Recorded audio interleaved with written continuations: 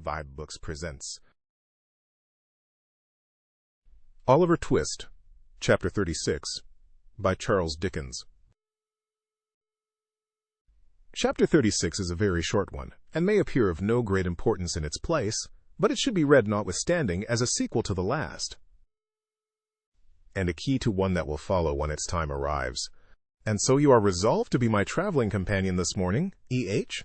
said the doctor, as Harry Maylie joined him and Oliver at the breakfast table. "Why, you are not in the same mind or intention 2 hours together." "You will tell me a different tale one of these days," said Harry, coloring without any perceptible reason. "I hope I may have good cause to do so," replied Mr. Losberne, "though I confess I don't think I shall. But yesterday morning you had made up your mind in a great hurry to stay here and to accompany your mother like a dutiful son to the seaside. Before noon you announced that you are going to do me the honor of accompanying me as far as I go on your road to London. And at night you urge me, with great mystery, to start before the ladies are stirring. The consequence of which is, that young Oliver here is pinned down to his breakfast when he ought to be ranging the meadows after botanical phenomena of all kinds. Too bad, isn't it, Oliver?" "I should have been very sorry not to have been at home when you and Mr. Maylie went away, sir," rejoined Oliver. "That's a fine fellow," said the doctor. "You shall come and see me when you return. But to speak seriously, Harry, has any communication from the great Nobbs produced this sudden anxiety on your part to be gone?" "The great Nobbs," replied Harry, "under which designation, I presume, you include my most stately uncle, have not communicated with me at all since I have been here. Nor, at this time of the year, is it likely that anything would occur to render necessary my immediate attendance among them." "Well," said the doctor, "you are a queer fellow.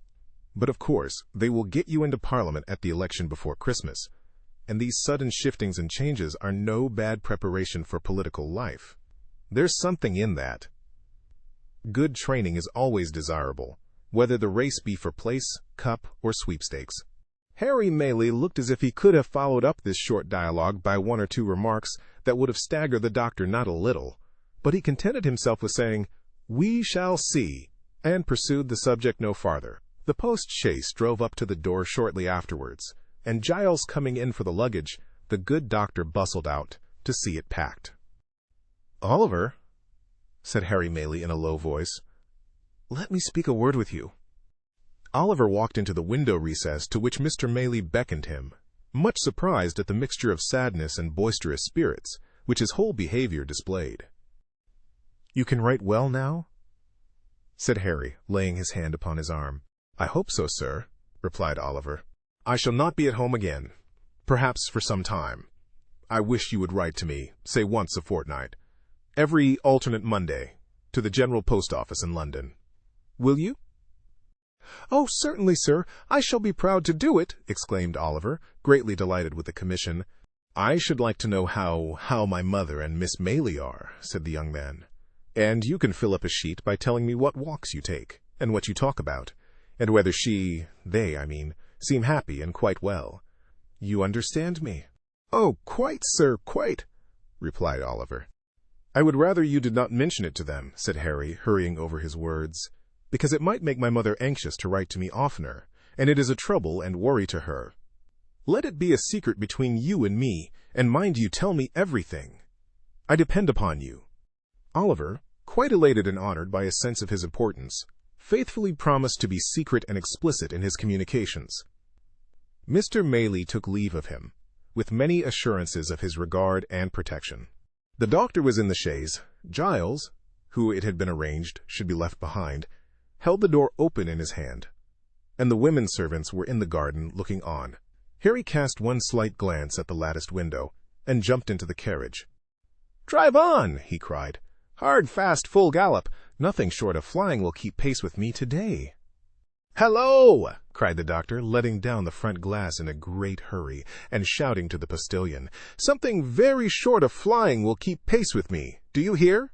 Jingling and clattering, till distance rendered its noise inaudible, and its rapid progress only perceptible to the eye, the vehicle wound its way along the road, almost hidden in a cloud of dust, now wholly disappearing, and now becoming visible again, as intervening objects or the intricacies of the way permitted.